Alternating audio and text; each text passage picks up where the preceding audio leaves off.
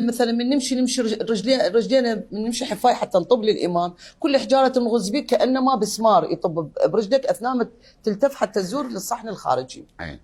ما ببالي هذا الموضوع.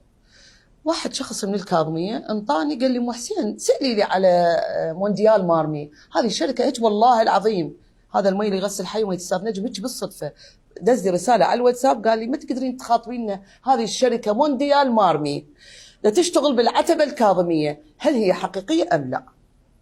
ولا ادري. سويت كتاب لمسجل الشركات وانا فاتني طبعا ادز لك هسه، بس ارجع البيت ادز لك، كان يقول لي وهميه وهميه. زين قلت له يابا رجعت له. هي على اساس شركه عراقيه؟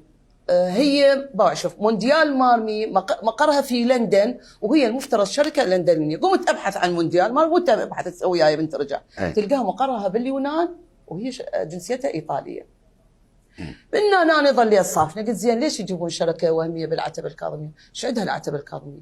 لقيت اكو منظمه لها علاقه يعني انا شويه بالموضوع المرجعيات وتاريخ المرجعيات مو كل شيء هاي افهم بها، انا مرض قانون افتهم بالقانون. لقيت بان منظمه اسمها منظمه الخوجه، احد المنظمات اللي تدعم المراقد الاسلاميه لان هي تعطي فلوس حتى يبنون، ناطيه 4 مليار استاذ نجم لتوسعه العتبه الكاظميه، لتوسعه العتبه. تسمع عن التوسعه اكيد دولارين برا 4 مليار دولار 4 لتوسعه العتبه الكاظميه. زين اسمعني ظلي صافنه. زين 4 مليار تجي من منظمه الخوجه، لان مكتوب هسه تروح تزور الكاظميه تلقى قطعه كبيره تبرعات منظمه الخوجه.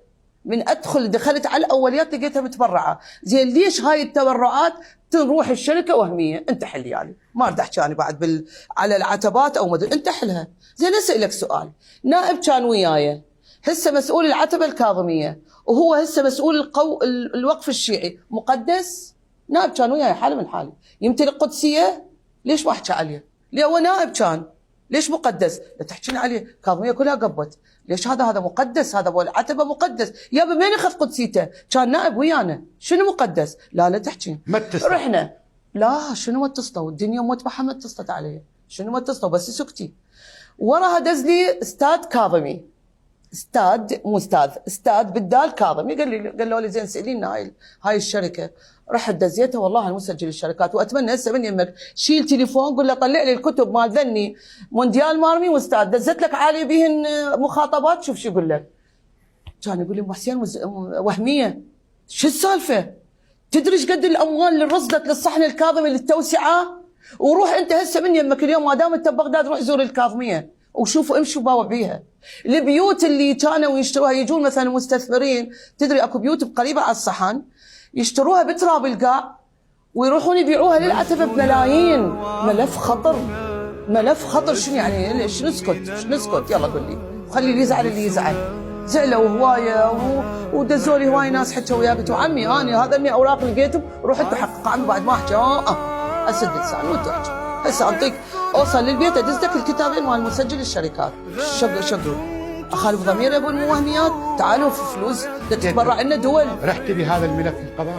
دسيته كل النزاهه، هسه دز لك كتاب النزاهه دسيته للنزاهه، هم قدام هيئه النزاهه امام الله مسؤولين اذا ما تفتحون، اذا امام الله عليكم تقع المسؤوليه اذا ما تفتحون هذا الملف، مو تقولون عتبه وما عتبه. شنو العتبه الرجل اللي بيها شنو؟ منين القدسيه ماخذها؟ منين القدسيه ماخذها؟ بس قل لي. لا هو عمامه لا سوداء ولا بيضاء، الرجال عادي كان نائب له وصار. هاي المبالغ 4 مليار من صرفت من الوقف الشيعي؟ لا مو من الوقف الشيعي، تبرعات.